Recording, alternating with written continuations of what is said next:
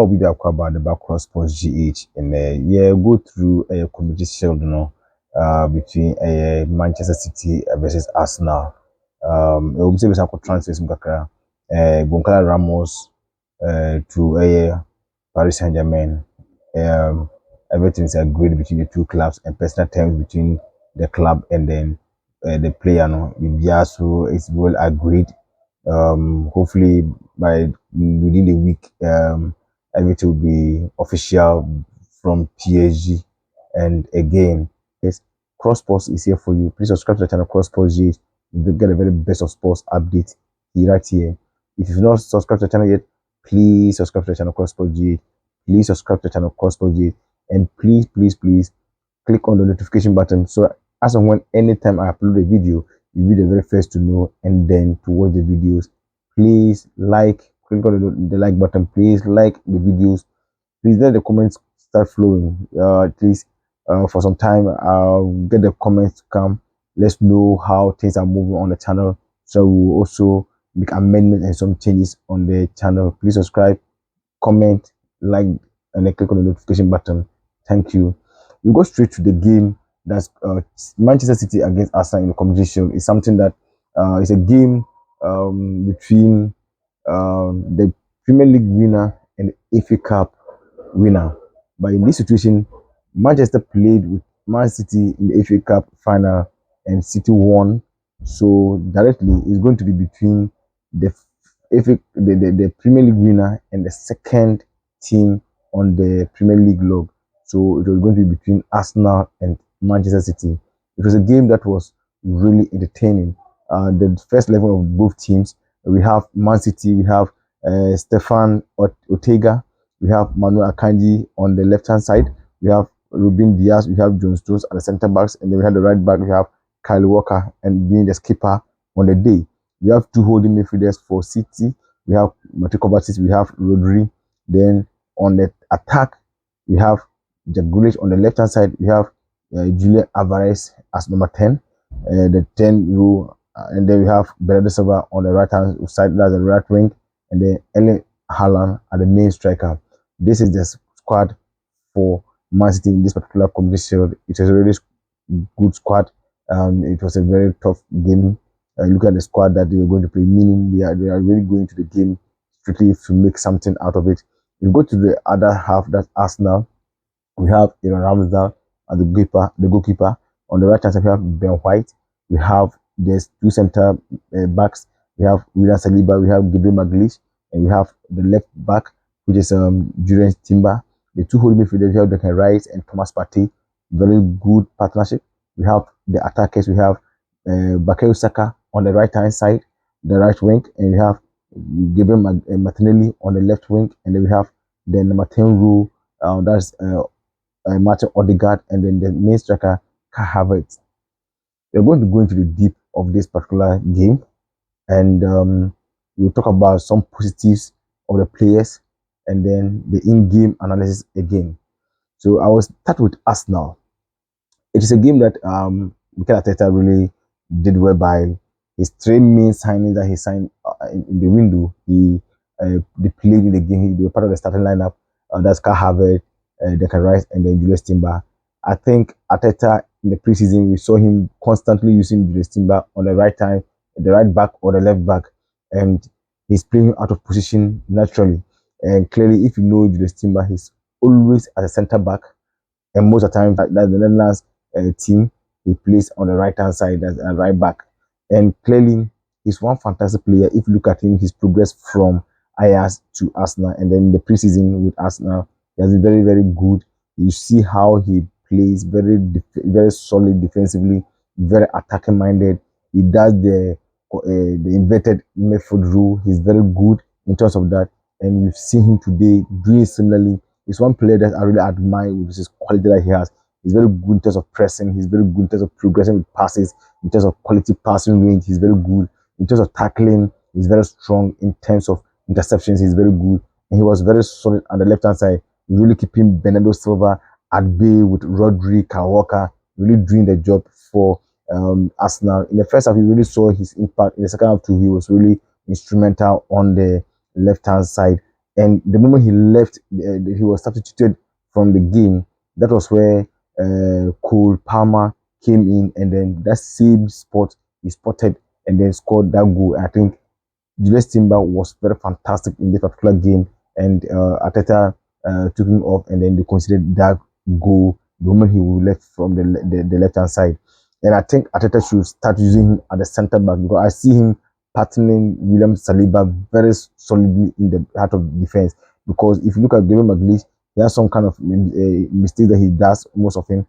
So I see him partnering with William Saliba, and he's going to give a very solid defensive duties.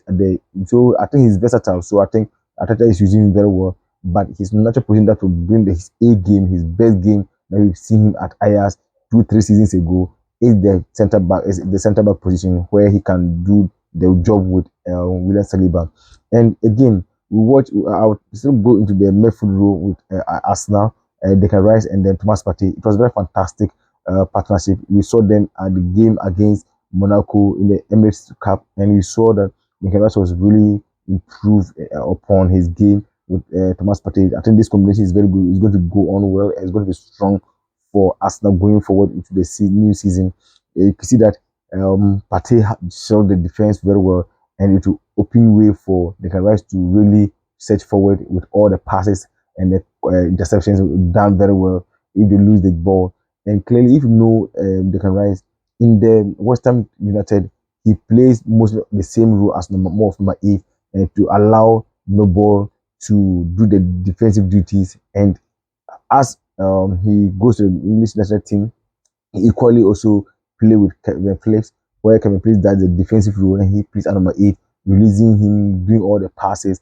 He just want to add one or two things to his game. That's by scoring goals. If he score goals, then he's going to be true to go. At least he's a very quality player. He really showed his class in the game. Even though the very first half we didn't really see much of him, and then the second half he really came up and then did so much. Getting to the left of the first half, he really came into the game too, with Thomas Partey really doing the interception. And the first half, actually, they really did well with Thomas Partey, especially how he and then Bakary Saka and then Gabriel Martinelli and Odegaard really made sure that the midfield was really shaped very well, not to allow space for us as Man City to really dominate in the midfield.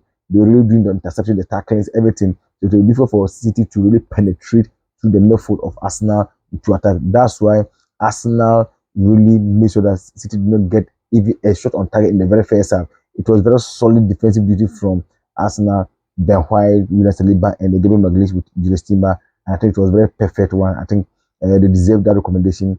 William Saliba really did very well, superb. And then with Thomas Partey and then Declan Rice doing the job. And at some point, you could see that Arsenal were playing like a back 5 or a back 6 position, because you could see Bakary Saka dropping to the right hand side, then Ben White will come close to William Saliba, then Julius Timber will also get close. Then you see Gabriel Martinelli coming deep to defend to allow Kai Havertz and Odegaard to do the job. Then you see Declan Rice and Thomas Partey doing the defensive duties as midfielders, and it was very excellent. And I think Arteta was spot on that, making sure that he kept City in the first half very at bay, not to even let them get to shot on target. We did not really see much of Erling Haaland in the game because he did not give him the chance to get the ball. Julian Alvarez was there, but was not also getting much of. He can get the ball to play, but they were dominating play with that City. They were getting the dominance of the game playing, but they did not really get a chance to penetrate the midfield to really get any shot on target in the very first half. It was very excellent teamwork from Arsenal in the very first half. It was, and the second half was very okay.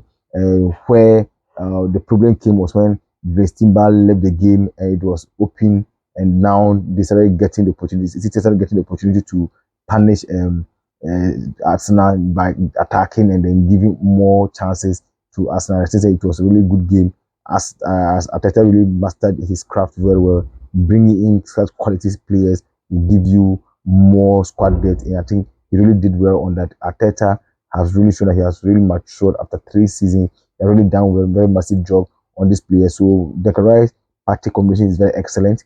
You have Bakary Saka always dropping deep to help the players. The only problem I have with Arsenal is that Kai Havertz is not a natural striker. That was the problem we had with Chelsea when he was there. Now, Arteta also had the same mistake that he did.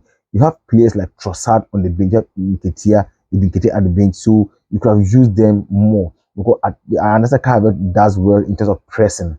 He can press very well. He can do all the interceptions by pressing, tackling, everything very was on point. But he does not have the ability of a typical striker. That was something that they were not getting. And clearly, you could see that when they were playing as in the first half, Arsenal were not really getting the ball up front, even though they were getting the ball up front. So we did not see much of Kai Havertz doing the runs into the final third. And even though he scored some chances, as usual, he does at Chelsea, but we didn't really know that if they got a typical striker into the game, they would have gotten goals in the first half, even to the point in the second half. But clearly, Kai Havertz playing as a main striker was not the best for Arsenal. That really killed Arsenal's system. And I think Arteta knew what he was doing to make Kai Havertz as a lone striker, but just to drop deep to help in terms of pressing at City. And I think it was very on point. But as Arteta wanted to do the counter play with Kai Havertz, he should have brought in Trossard or Nketiah, where he can get those kind of goals with any one or two chances that they get. They could have punished City. I think the very first half, you could see that Arsenal had some shots on target, 2 or 3 shots on target, as compared to City, who had 0 shots on target. Clearly, it tells you that the plan that Arteta went with Kai Havertz was spot on. He wanted him to do more of tackling, more of pressing, than to get more of goals in the very first half before things really changed in the second half. And I think Arteta really did well in the very first half and the second half. Into the totality of the game, I think Arsenal did well. At least winning the competition was a plus for them. But with Man City, I think Pep Guardiola, as we know, will always get his team correct, his team right, and things will go on well for them. Bringing in Stefan Ortega and as a goalkeeper, whilst Ederson was there, I think he knows what he's doing. But clearly, you understand that with Pep Guardiola, the left hand side, I understand why he has really wanted Jesco Vardiol into his team, because Vardiol will give you that different dynamic of play, being it on the left hand side. He will give you that dynamism in terms of attacking, pressing, passing rate on the left hand side. Because we could see Manuel Akanji was not really doing much in terms of possessing the ball up front for other players like Julian Alvarez, then the Grealish, and then Erling Haaland. So if you get a typical player like Nathaniel Ake, Jesco Vardiol, I think it's going to be perfect. But you can understand that Manuel Akanji is not a typical left back, but that was the only mistake that I think Pep Guardiola did on the left hand side. That did not yield results for City team. But clearly, you can understand that the method also was something that I think John Stones did not really also set forward as though we saw last season.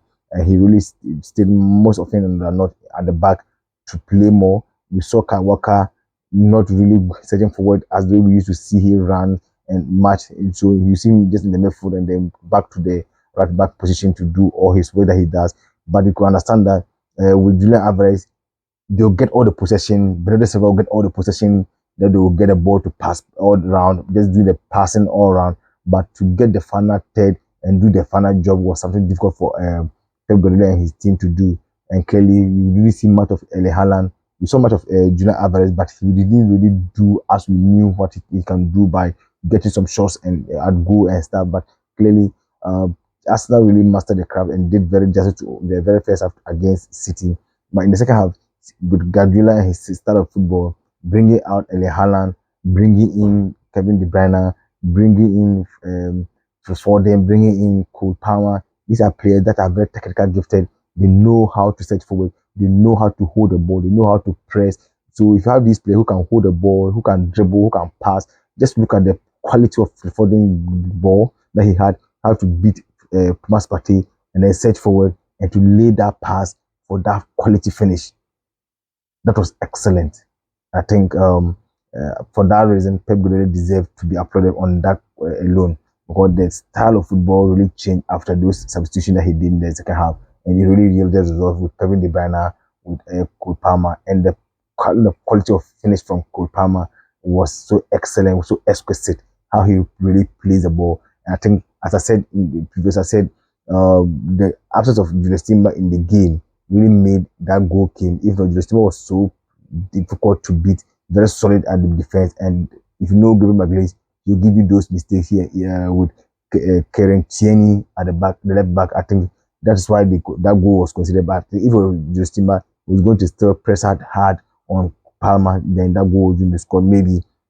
But clearly, let's give thumbs up to Pep Guardiola. He really possessed the game first half and second half very excellently. And we know some of the quality players like Iko Gundogan is not there, Ryan Mahrez is not there.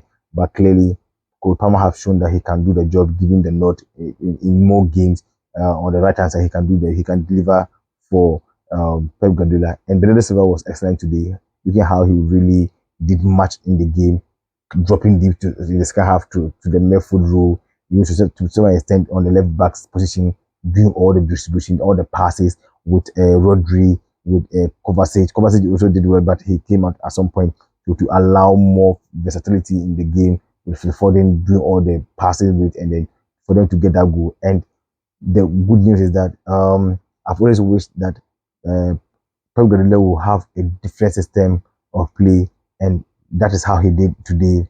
Not always relying on Erling Haaland for goals, but clearly, if you look at how he's going, Pep Guardiola have a different plan at hand in this particular season that we are going in, and I think it's going to yield a result. So it was a very nice game in all. Pep Guardiola will always be Pep Guardiola with his team, and Arteta have really also mastered his craft, really up his game, and things are really moving on well for Arteta and Arsenal. So let's hope for the best for the season, and Arteta is going to be very massive. The two teams really give us a very fantastic game. City was just dominant in the whole 90 minutes, but Arsenal also got their time, their chances, and they really also did well.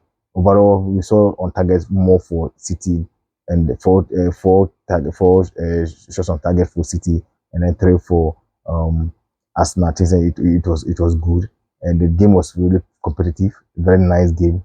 But only thing after preseason, this is the first game, so it's joyful to watch the two sides really doing well. But I only saw that.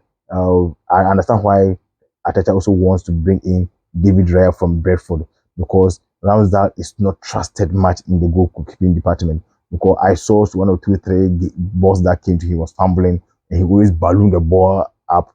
And Arteta doesn't want to play such game. He wants to play the normal goalkeeping, ball playing goalkeepers. I think David Raya will help really for Arteta in the next game that they will play if they get David Raya. Because Ramsdale kicks the ball most often than not inside, and it's a very nice game that we watch. And I think City still have squad depth and squad to do more justice to the Premier League. But Arteta need to be praised for the kind of football he played. Very conservative. He really made sure that he can't play much with City. He allowed City to play, but he really stood firm with his teammates, the tactics, and they really gave us a very nice game that we watched. So I want to let people understand that subscribe to the channel Cross Sport GA. Please subscribe to the channel Cross Sport GA.